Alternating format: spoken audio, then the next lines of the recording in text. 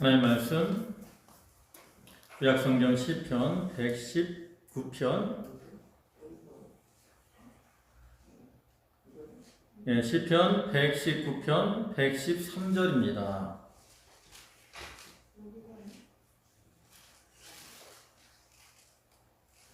구약성경 페이지로는 893쪽 시편 119편 113절 113절부터 120절까지 말씀입니다. 봉독하겠습니다. 한 절씩 교독합니다. 내가 두 마음을 품은 자를 미워하고 주의 법을 사랑하나이다. 주는 나의 근심서요 방패시라. 내가 주의 말씀을 바라나이다. 너희 행악자여 나를 떠날지어다. 나는 내 하나님의 계명을 지키리로다. 주의 말씀대로 나를 붙들어 살게 하시고 내 소망이 부끄럽지 말게 하소서. 나를 붙드소서. 그리하시면 내가 구원을 얻고 주의 율례에 항상 주의하리이다. 주의 율례에서 떠나는 자는 주께서 다 멸시하시겠으니 저희께서는 허무함이니이다. 주께서 세상의 모든 악인을 찢기같이 버리시니 그러므로 내가 주의 증거를 사랑하나이다. 내 육체가 주를 두려워함으로 떨며 내가 또 주의 판단을 두려워하나이다. 아멘. 오늘 시편 119편 113절부터 120절까지 말씀이고요. 이 말씀은 이 119편 시의 15번째 연에 해당하는 부분으로서 여기서는 시인이 주께서 공의로운 판단을 따라 하나님께 피하는 자들에게는 피난처와 방패가 되어 주셔서 그들을 도와주시지만 반대로 하나님의 말씀을 저버리고 하나님을 떠나는 자들은 하나님께서도 그들을 멸시하며 버리실 것이라는 것을 깨닫고 이제 자기는 하나님을 경외하며 또 하나님의 말씀을 경외할 것을 굳게 다짐하는 그러한 내용이 나타나 있습니다. 우리가 알다시피 하나님은 공의의 하나님이시기 때문에 모든 것을 공의로 판단하셔서 하나님을 사랑하고 하나님을 가까이하며 말씀대로 행하는 자에게는 하나님이 친히 피난처와 방패가 되어 주십니다. 그러나 반대로 이렇게 하나님을 떠나고 또 하나님의 말씀을 저버리고 나가는 자들은 하나님께서 그들을 저버리시고 그들을 멸시하시며 그로 인해 그들은 하나님의 심판을 당하게 되는 거죠. 우리는 이러한 공의의 하나님 앞에서 하나님의 은혜를 입도록 우리도 시인과 같이 하나님을 사랑하며 또 하나님 말씀 경외하기를 힘쓰는, 즉 하나님 말씀을 경외하며 살기로 다짐하고 힘쓰는 그러한 자들이 되어야 되는 거예요. 특별히 오늘날과 같이 여러 가지 어려움들이 닥쳐오는 또 그로 인해서 실족하기 쉬운 이러한 상황에서 우리가 시인과 같이 하나님을 이렇게 경외하고 나가면 피난처가 되시는 하나님께서 우리를 지켜주시기 때문에 우리는 그 가운데서 참된 평안과 위로함을 누릴 수 있게 되는 거죠. 우리는 이 시인과 같이 하나님을 경외함으로 하나님 안에서 참된 평안, 기쁨을 누리는 성도들이 다 되도록 해야 되겠습니다. 이제 본문을 보시면 113절에 내가 두 마음을 품은 자를 미워하고 주의 법을 사랑하나이다. 이 두 마음을 품은 자를 미워한다 그랬는데 이 두 마음을 품었다라는 것은 우리가 성경에 나타난 것처럼 두 주인을 섬기는 자들을 가리키고요. 또 하나님을 믿는 마음과 우상을 섬기는 마음을 이렇게 함께 품고 있는 자들, 또 믿는 마음과 의심하는 마음을 같이 가지고 있는 자들, 또 하나님과 세상을 겸하여 섬기는 이러한 자들을 뜻하는 것. 그래서 야고보서 1장에서는 이러한 자들을 믿음에 정함이 없는 자들아 이렇게 말을 합니다. 야고보 1장 6절부터 보시면 오직 믿음으로 구하고 조금도 의심하지 말라. 의심하는 자는 마치 바람에 밀려 요동하는 물결 같으니 이런 사람은 무엇이든지 주께 얻기를 생각하지 말라. 두 마음을 품어 모든 일에 정함이 없는 자로다. 두 마음을 품은 자들은 마음에 정함이 없는 자들이고 그러한 자들은 하나님이 싫어하셔. 하나님께서 우리가 온전히 한 마음으로 하나님만을 섬기기를 원합니다. 요한계시록 2장과 3장을 보면 그 소아시아 7교회에 주시는 하나님의 교훈이 있는데 그 중에 요한계시록 3장 16절을 보면 라오디게아 교회를 책망하시는 말씀이 나옵니다. 거기 보면 이렇게 말씀을 하죠. 내가 이같이 미지근하여 더웁지도 아니하고 차지도 아니하니 내 입에서 너를 토하여 내치리라.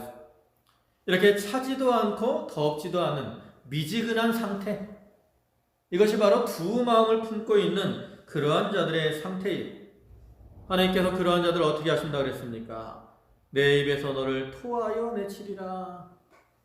하나님이 토하여 버리시는 것처럼 하나님께 버림을 당하고 마는 거죠. 그래서 우리 인생들은 이 세상에서 하나님과 세상 둘 중에 한 가지를 선택하고 사는, 결단하는 자들이 되어야 됩니다. 열왕기상 18장을 보면 그 아합 왕 때 엘리야 선지자가 갈멜산에서 바알과 아세라 선지자와 시합을 하잖아요. 누가 섬기는 신이 참신인가 우리가 내기하자. 그리고 이제 단을 쌓고 제물을 놓고 하늘에서 불을 내려서 응답하는 신이 참신이다. 이렇게 내기를 합니다. 그러면서 내기를 하기 전에 백성들을 향해서 하는 말이 있어요. 백성들을 향해서 내기를 하면서 너희가 어느 때까지 이렇게 둘 사이에서 머뭇머뭇하려느냐. 여호와가 참신이면 여호와를 섬기고 바알이 참신이면 바알을 섬겨라. 너희가 하나님을 섬긴다고 하면서 이렇게 둘 사이에서 머뭇머뭇하는 거 하나님이 결코 기뻐하시는 것이 아니다. 이렇게 그들을 책망하면서 신앙의 결단을 요구하고 있다라는 거죠. 오늘날 우리 성도들은 참 하나님의 사랑과 은혜를 받은 자들입니다. 우리가 예수를 믿고 이렇게 구원을 받아 하나님을 섬기고 또 하나님의 백성이 된 거다. 이거 하나님의 은혜와 사랑의 결과라는 거죠. 그럼 이와 같이 하나님의 은혜를 받고 또 하나님의 사랑을 받은 우리라면 우리도 어떻게 해야 되겠어요? 마땅히 하나님을 택하고 하나님을 사랑하며 하나님의 신 말씀대로 살기를 힘을 써야 된다라는 거예요. 마음에 두 마음을 품고 있으면 그것은 참된 신자라고 할 수가 없는 거예요. 그래서 시인과 같이 우리도 두 마음을 품는 것을 끊어버리고 오직 주의 법을 사랑하고 나아가는 자들이 되어야 됩니다. 그 다음에 114절에서는 주는 나의 은신처요 방패시라 내가 주의 말씀을 바라나이다. 이와 같이 하나님은 우리 성도들의 은신처요 또 피난처가 되시고 방패가 되셔서 우리들을 지켜주시고 보호해 주시는 겁니다. 하나님 우리의 보호자가 되셔서 우리를 지켜주시기 때문에 그 하나님께로 피한 자들은 그 안에서 안전할 수가 있는 거죠. 잠언 14장 26절과 27절을 보시면 여호와를 경외하는 자에게는 견고한 의뢰가 있나니 그 자녀들에게 피난처가 있으리라. 여호와를 경외하는 것은 생명의 샘이라 사망의 그늘에서 벗어나게 하느니라. 여기 여호와를 경외하는 자에게는 견고한 의뢰가 있어요. 누가 의뢰가 되느냐? 바로 하나님이 견고한 의뢰, 피난처와 방패가 되어신다는 거예요. 그래서 그 안에 피한 자들은 거기서 생명을 얻고 사망의 그늘에서 벗어나게 됩니다. 우리가 지난 주일에도 시편 18편을 통해서 나의 힘이 되신 여호와라는 말씀을 배웠잖아요. 하나님은 우리의 힘이 되십니다. 그 중에 이 반석, 또 피할 바위, 방패, 이것은 특별히 하나님이 우리의 힘이 되시되 우리를 지키시는 힘이 되시는 것을 나타낸다라고 말씀을 드렸어요. 이와 같이 하나님은 우리의 피난처와 방패가 되셔서 우리를 지켜주시기 때문에 우리는 악한 원수들을 두려워 아니하고 하나님만을 바라오며 또 하나님 말씀만을 붙들고 그 말씀대로 행할 수가 있는 거죠. 시인도 이렇게 하나님을 이렇게 은신처요 방패로 깨달았기 때문에 하나님을 의뢰하는 가운데 말씀을 바라보고 말씀대로 사는 삶을 살 수가 있었던 겁니다. 그다음에 115절에서는 너희 행악자여 나를 떠날지어다. 나는 내 하나님의 계명을 지키리로다. 여기 행악자여 나를 떠날지어다 라는 말은 악을 행하고 있는 자와 단절하겠다라는 그러한 시인의 강한 신앙의 결단과 의지를 보여주는 겁니다. 그래서 이러한 시인의 모습처럼 오늘날 우리 성도들 하나님을 섬기고 말씀대로 살기를 원하는 이러한 자들은 이와 같이 부도덕한 자들, 악을 행하는 자들, 그들을 구별하고 그들과 어떠한 단절하는 결단의 신앙의 길을 걸어가야 됩니다. 우리가 이렇게 악을 끊어버리는 것은 우리가 교회 밖에서뿐만 아니라 교회 안에서도 이와 같이 악을 끊어버리고 구별된 삶을 살아야 됩니다. 특별히 교회 안에서 우리가 악을 끊어버려야 될 것을 교훈을 하죠. 거기 고린도전서 5장 9절부터 말씀을 보면 사도 바울이 이렇게 말을 합니다. 내가 너희에게 쓴 것에 음행하는 자들을 사귀지 말라 하였거니와 이 말은 이 세상에 음행하는 자들이나 탐하는 자들과 토색하는 자들이나 우상 숭배하는 자들을 도무지 사귀지 말라 하는 것이 아니니 만일 그리하려면 세상 밖으로 나가야 할 것이라. 이제 내가 너희에게 쓴 것은 만일 어떤 형제라 일컫는 자가 음행하거나 탐남하거나 우상 숭배를 하거나 후욕하거나 술 취하거나 토색하거든 사귀지도 말며 그런 자와는 함께 먹지도 말라 함이라. 외인들을 판단하는데 내게 무슨 상관이 있으리요마는 교중 사람들이야 너희가 판단치 아니하랴. 외인들은 하나님이 판단하시려니와 이 악한 사람은 너희 중에서 내어 쫓으라. 세상에서 악을 행하는 자들과 우리가 사귀지 않으려면 세상에서 살아갈 수가 없다라는 거예요. 우리가 세상에 사는 사람들이 우상을 섬기던 악을 행하들 그들은 믿지 않기 때문에 자기들의 어떤 그 생각대로 살아가는 거 그냥 내버려 두라는 거예요. 그러나 이렇게 하나님을 믿고 교회를 다니며 교회 안에서 신앙생활하는 사람들이 이렇게 악을 행하고 나가면 그것은 교회를 더럽히는 것이고 교회를 썩게 만드는 것이기 때문에 그러한 자들과는 교제하지 말고 그러한 자들을 끊어버려야 될 것을 이렇게 말을 하는 거죠. 물론 우리가 세상에 나가서도 믿음으로 바로 살아야지만 교회 안에서는 특별히 우리가 더 말씀에 바로 서서 교회 안에 이러한 악을 용납하지 말고 그런 것들을 끊어버리기를 힘쓰는 생활을 해야 된다는 거죠. 그 다음에 116절에서는 주의 말씀대로 나를 붙들어 살게 하시고 내 소망이 부끄럽지 말게 하소서. 여기 주의 말씀대로 나를 붙들어 살게 해달라 그랬는데 여기서 말하는 주의 말씀은 어떤 거냐? 그 언약의 말씀, 구원에 대한 약속, 또 그 외에 약속하신 그 언약의 말씀들을 가리키는. 만약에 하나님을 의뢰하는 자가 하나님을 의뢰하는 자에게 하나님 말씀을 주셨는데 하나님을 의뢰하는 자에게 지금 그 말씀이 하나님의 약속대로 이루어지지 않는다, 성취되지 않는다라면 이 말씀을 붙들고 행하는 사람들은 그로 인해서 수치를 당할 수밖에 없어요. 우리가 이 땅에서 믿음 생활을 이렇게 열심히 하는 것은 하나님의 약속대로 이루어질 것을 믿기 때문에 그렇잖아요. 근데 만약에 그 약속이 이루어지지 않는다 하면 우리의 수고와 노력은 다 헛된 것이 되는 것이고 그로 인해 우리는 수치를 당하게 될 수밖에 없다라는 거죠. 그러나 우리가 섬기는 하나님이 신실하신 하나님이고 또 그분의 말씀도 이렇게 신실하신 말씀이기 때문에 하나님이 그 말씀을 통해서 주신 약속은 결코 깨어지거나 변개됨이 없이 그대로 다 성취가 되는 거예요. 그렇기 때문에 그 말씀을 붙들고 사는 자들은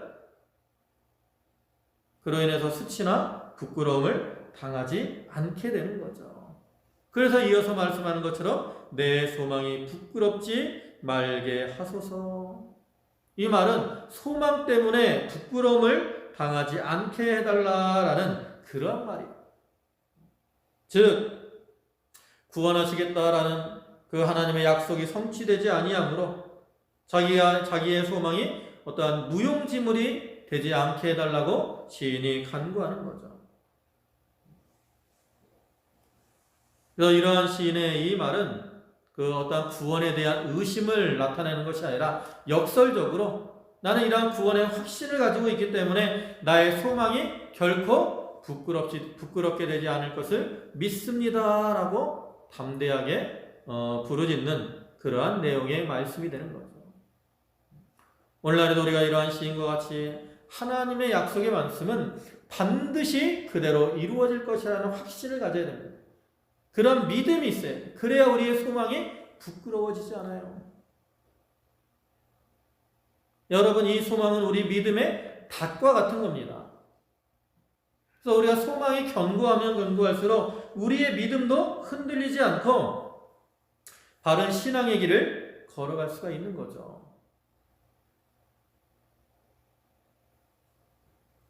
시편 22편 5절에서는 저희가 주께 부르짖어 구원을 얻고 주께 의뢰하여 수치를 당치 아니하였나이다.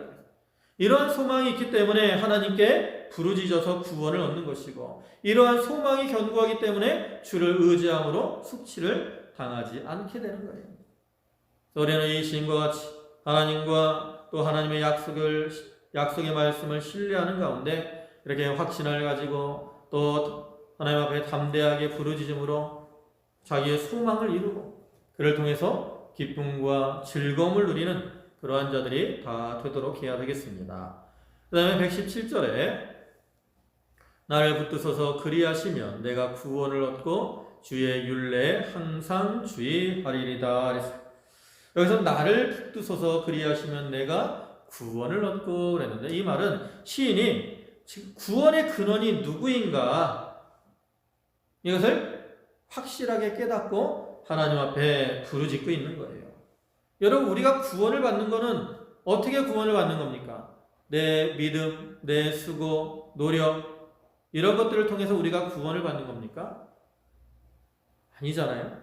우리가 구원을 얻고 또 그를 통해서 삶의 어떠한 유혹이나 시험에 빠지지 않고 하나님의 말씀을 지킬 수 있는 것은 모두가 다 전적으로 하나님께서 우리에게 은혜를 베풀어 주시고 또 능력의 손으로 우리를 붙들어 주시기 때문에 가능한 거죠. 그래서 시인은 그걸 깨달았기 때문에 이와 같이 하나님 앞에 기도하는 거죠. 또 오늘날 우리들도 그러한 믿음을 가져요. 여기 붙드소서 그랬어요. 붙드소서라는 말은 기둥이 되어 주십시오라는 뜻이에요. 기둥이 되어 주십시오. 나를 지지해 주십시오라는 이러한 뜻으로서 하나님이 우리를 붙들어 주시면 그 손은 강하고 견고하기 때문에 세상의 어떤 것들도 그 하나님의 손에서 우리를 끊을 수도 없고 우리를 빼앗아 갈 수도 없는 거예요. 그러니까 하나님이 우리를 붙들어 주시기만 하면 우리는 안전한 거죠. 그것을 확신하기 때문에 시인은 하나님께서 그 전능하신 손으로 자기를 견고하게 붙들어 달라고 간구하고 있는 거죠. 오늘날도 우리 하나님께서 우리를 능력의 손으로 붙들어 주시기 때문에 우리가 그를 통해서 구원을 받고, 구원받은 성도들은 어떻게 된다 그랬어요? 그 구원에서 떨어진다 그랬어요? 안 떨어진다 그랬어요? 떨어지지 않아요. 특히 우리 장로교 이 신학의 교리에는 성도의 견인이라는 말이 나와요. 성도의 견인. 여러분, 견인이 뭐죠? 견인이 뭐예요? 견인차가 뭐 하는 차예요? 끌고 가는 차예요. 다른 차가 망가지면 견인차가 와서 어떻게 해요? 그 차를 끌고 간다고. 그 차는 망가졌기 때문에 자기 힘으로는 갈 수가 없어요. 사고가 나면 바퀴가 터지거나 뭐 엔진이 망가지거나 그래서 자기 힘으로 갈 수 없다고. 근데 그 차가 굴러가요. 왜? 앞에서 견인차가 그 차를 끌고 가니까 그 망가진 차가 굴러간다니까요. 그와 같이 성도의 견인도 마찬가지예요. 우리는 넘어지기도 잘하고 실족하기도 잘하고 타이어가 빵꾸난 것처럼 구멍도 많이 나고 엔진이 멈춘 것처럼 믿음 생활에서 신앙생활에 이렇게 멈춰버릴 때가 많아요. 근데 하나님께서 어떻게 하셔요? 우리를 끌고 가는 거야. 견인해 가시는 거라고, 견인. 만약에 내가 믿음 생활을 끝까지 해야 된다라고 생각하면 우리가 죽을 때까지 나는 변하지 않는 믿음으로 살 수 있다라고 여러분은 확신을 하십니까? 우리 인간들은 믿음 생활 우리가 지금 몇십 년씩 하잖아요. 그죠? 여기 뭐 대부분 몇십 년씩 신앙생활을 했다고. 근데 내가 몇십 년 이렇게 신앙생활 하면서 내 신앙이 뭐 항상 똑같거나 아니면 항상 짐고만 하고 있었습니까? 그렇지 않아요. 어떨 때는 좋은 믿음으로 기도도 열심히 하고 뭐 봉사도 열심히 하지만 어떨 때는 또 여러 가지 이유로 믿음에서 떨어지고 실족할 때도 있다고. 그래서 만약에 내가 내 믿음으로 살려고 한다면 우리는 끝까지 하나님을 섬길 수가 없어요. 우리 인간들은 참 연약하고 부족하고 무능하기 때문에 조금 믿다가 힘든 일이 생기면 그 신앙에서 끊어질 수밖에 없다라는 거죠. 근데 하나님은 우리가 끊어지지 않도록 어떻게 하셔요? 견인해 가시는 거예요. 견인해 가. 그러니까 우리가 한번 예수를 믿어서 구원을 받은 사람은 하나님이 이와 같이 견인해 주시기 때문에 죽을 때까지 죽더라도 그 믿음에서 떨어지지 않는 거죠.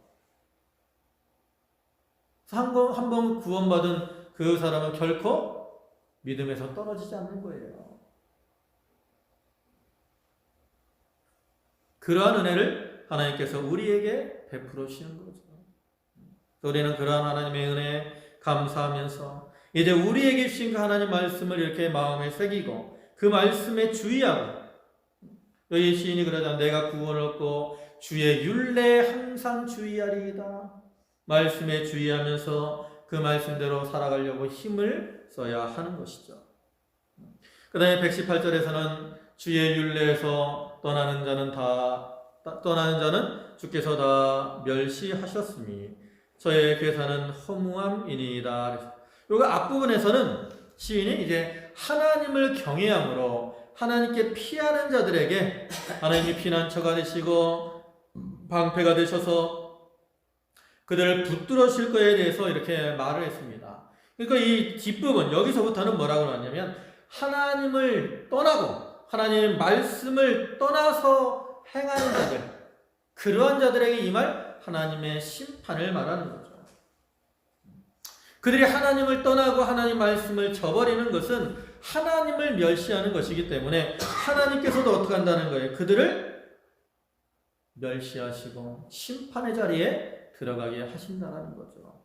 여기 보면 주의 율례에서 떠나는 자라고 말했는데 여기서 떠난다는 말은 뭐 실수로 이렇게 쓰러지거나 또 넘어지는 그러한 것을 가리키는 게 아니에요. 고의적으로 의도적으로 이렇게 하나님 말씀을 저버리고 떠나는 이러한 자들을 가리키는 거죠. 그래서 이렇게 하나님을 고의적으로 하나님을 떠나고 하나님의 율법을 떠나서 괴사를 행하는 자들은 그들이 그러한 모습을 통해서 하나님을 멸시했기 때문에 하나님께서도 그들을 멸시하고 하나님께서 그들을 버리시기 때문에 그들의 행사들은 다 허무한 것이 되는 거예요. 이렇게 하나님을 떠나는 자들은 보통 자기들의 괴사, 여기 자기들의 계획, 도모 이런 것들을 가리키는 거예요. 인간의 계획, 인간의 도모 이런 것들을 가지고 어떻게 하려고 그래? 내가 잘 먹고 잘 살아봐야지. 수고와 노력을 많이 한다고. 여러분 믿지 않는 사람들이 계획 없이 사나요? 그렇지 않잖아요. 믿지 않는 사람들은 연초부터 우리보다 더 많은 계획을 세우고 어떻게 해야 내가 잘 먹고 잘 살까? 그러한 계획을 따라서 수고와 노력을 많이 기울이죠. 그러나 그들이 이렇게 아무리 계획을 철미하게 세우고 그 뜻을 이루기 위해서 수고와 노력을 많이 한다라고 할지라도 모든 세상의 모든 일을 이루시는 분은 누구십니까? 바로 하나님이시라는 거죠. 그런데 이 만사를 이루시는 하나님을 떠나서 세운 계획이기 때문에 그들의 계획은 다 괴사가 되는 거예요. 괴사, 헛된 계획이라는 거죠. 그리고 그들을 통해 그 괴사를 통해서 이루려고 하던 모든 것들은 다 어떻게 된다라는 거예요. 허무하게 된다라는 거죠. 그래서 오늘날 우리가 이렇게 하나님을 믿는다고 하면서 하나님을 떠나 세상을 따라가며 세상에서 어떠한 계획을 세우고 그것대로 이루어 나가려고 하는 것들, 하나님을 떠나서 하는 것들은 다 괴사이고 결국 하나님의 버림을 받아서 허무하게 될 수밖에 없다라는 거예요. 그러니까 우리 성도들은 어떻게 해야 돼? 하나님을 떠나면 안 된다라는 거죠. 결코 무슨 계획을 세워도 다 하나님 안에서 세우고 하나님의 뜻에 맞게 세워야 하나님께서 그러한 자들을 이렇게 도와주시고 붙들어 주셔서 그 길이 헛되이 되지 않고 형통하게 잘 이루어질 수 있도록 하나님께서 인도해 주시는 겁니다. 그 다음에 119편에서는 주께서 세상의 모든 악인을 찢기같이 버리시니 그러므로 내가 주의 증거를 사랑하나이다 했습니다. 여기서는 주께서 세상의 모든 악인을 찢기같이 버린다 했어요. 여기 찢기라는 건 뭐냐면 그 용광로에서 이 어떤 광물들을 녹이다 보면 거기서 이렇게 찌꺼기들, 이 어떤 쇳똥 같은 이런 것들이 나오잖아요. 근데 이런 것들은 다 쓸모가 없기 때문에 버리는 거죠. 그래서 이렇게 하나님 말씀을 떠나서 자기의 뜻대로 사는 자들은 다 뭐와 같아요? 찢기같이 쓸모없는 그러한 자들이고, 그렇기 때문에 그들은 하나님께 버림을 당할 수밖에 없는 겁니다. 이렇게 악을 행하는 자들이 비록 세상에서 잠깐 동안 또 번성하는 것처럼 잘 될 때도 있습니다. 그러나 궁극적으로는 그들은 하나님의 맹렬한 진노의 심판 앞에 다 멸망을 당할 수밖에 없어요. 예레미야 6장 28절부터 보시면 그들은 다 심히 패역한 자며 다니며 비방하는 자며 그들은 롯과 철이며 다 사악한 자라. 풀물을 맹렬히 불면 그 불에 납이 살라져서 단련하는 자의 일이 헛되게 되느니라. 이와 같이 악한 자가 제하이지 아니하나니 사람들이 그들을 내어버린 은이라 칭하게 될 것은 나 여호와가 그들을 버렸음이니라. 이렇게 악을 행하는 자들은 결국 하나님이 다 어떻게 하신다는 거예요? 버려버리신다는 거예요. 악인의 결국은 이와 같은 겁니다. 그런데 이어서 뭐라 그래요? 그러므로 내가 주의 증거를 사랑하나이다. 이 말은 그러므로라는 말은 뭐예요? 하나님께서 앞에서 말한 대로 하나님을 경외하는 자며 경외하며 하나님께 피하는 자들에게는 하나님이 피난처가 되시고 방패가 되어서 이렇게 그들을 지켜주시지만 반대로 하나님을 떠나고 말씀을 저버리는 자들은 이와 같이 하나님이 그들을 멸시하며 버리신다는 거죠. 한마디로 이것은 하나님이 어떤 공의를 나타내는 거예요. 하나님이 율법에 대해서 의를 행하는 자들과 불의를 행하는 자들, 또 선을 행하는 자들과 악을 행하는 자들에 대해서 이렇게 행한 대로 보응을 해주시기 때문에 내가 그런 하나님의 말씀, 그 증거를 사랑합니다 라고 고백을 하는 거죠. 하나님이 공의의 하나님이신 동시에 하나님의 말씀도 공의로운 말씀입니다. 하나님은 말씀대로 우리를 심판하신다 그랬어요. 그러니까 말씀대로 행하는 자는 하나님께 칭찬을 받는 것이고 말씀을 저버리고 말씀을 버리고 나가는 자들은 하나님의 심판을 당할 수밖에 없다라는 거죠. 그러니까 이러한 공의의 말씀을 우리가 사랑하며 그 말씀대로 우리도 행하기를 힘을 써야 된다는 거죠. 마지막으로 20절에 내 육체가 주를 두려워함으로 떨며 내가 또 주의 판단을 두려워하나이다. 여기서는 이제 시인이 두려워한다라는 거예요. 여기 보면 내가 두려워함으로 떤다 그랬어요.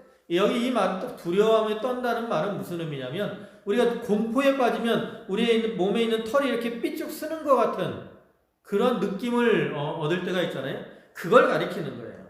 또 욥기 4장 15절을 보시면 그때 영이 내 앞으로 지나매 내 몸에 털이 쭈삣하였었느니라. 이렇게 털이 쭈삣하는 상태, 이걸 나타내는 거거든요.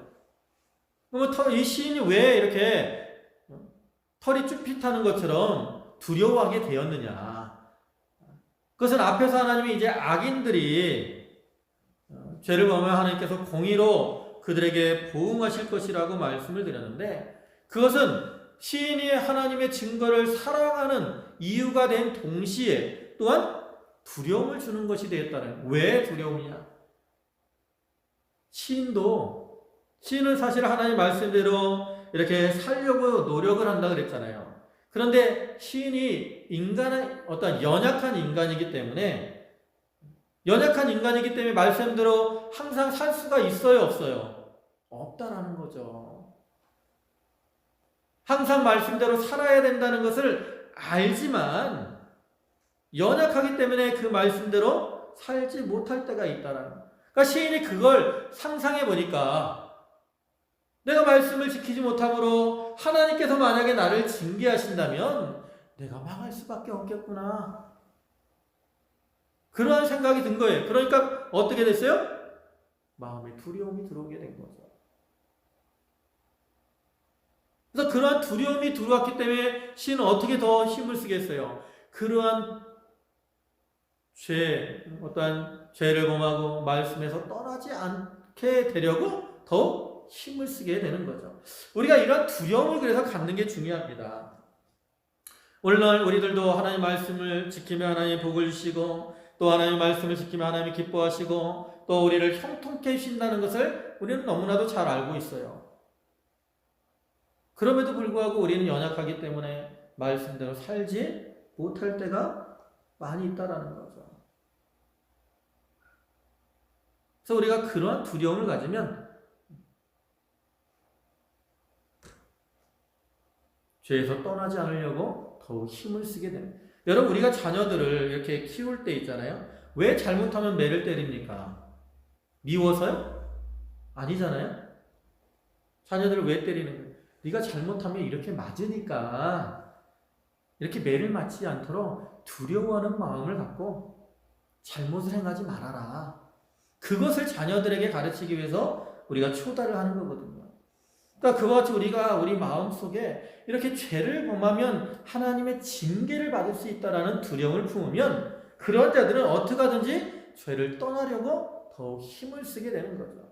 시인은 그런 마음으로 여기서 내 육체가 주를 두려워함으로 떨며 또 내가 또 주의 판단을 두려워하게 되었습니다라고 고백을 하고 있는 거죠.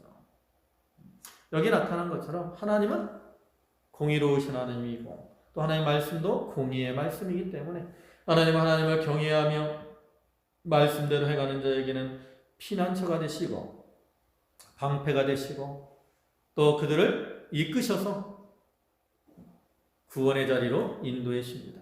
반면에 이렇게 하나님을 저버리고 말씀을 저버리고 나가는 자들은 하나님께서도 그들을 멸시하고 또 그들을 반드시 심판하시는 거죠. 그러니까 우리가 이러한 공의의 하나님을 기억하면서 우리도 시인과 같이 참 어떻게 하든지 하나님 말씀대로 살려고 힘을 쓰면서, 또 말씀을 우리가 행하지 못하면 하나님의 심판이 임할 것이라는 그러한 두려움을 가지고 말씀대로 행하기를 힘쓰고, 그를 통해서 하나님의 은혜 가운데 복되고 형통한 삶을 사는 그러한 성도들이 다 되도록 해야 되겠습니다. 기도하시겠습니다. 만유의 주가 되시고 은혜와 사랑이 풍성하신 주님, 하나님의 공의의 하나님이 되시고 공의의 하나님이 되셔서 그 공의로운 말씀으로 하나님을 경외하며 또 하나님께 피하고 말씀대로 행하는 자에게는 피난처가 되시고 방패가 되셔서 그들을 건지시고 또 지키시고 보호해 주시지만, 반면에 하나님을 저버리고 하나님의 말씀을 저버리고 나가는 자들은 하나님께서 그들을 멸시하시고 그들의 도모를 다 허무하게 하신다 하였습니다. 아버지 하나님, 저희들도 이러한 시인의 모습과 같이 참 공의의 하나님을 기억하고 공의로 심판하시는 하나님을 기억하고 어떻게든지 하나님 앞에 칭찬과 상급을 받도록 말씀대로 행하기를 힘쓰고 결단하고 다짐하는 그러한 성도들이 다 되게 하여 주시옵소서. 모든 말씀 예수님의 이름으로 기도 올리옵나이다. 아멘.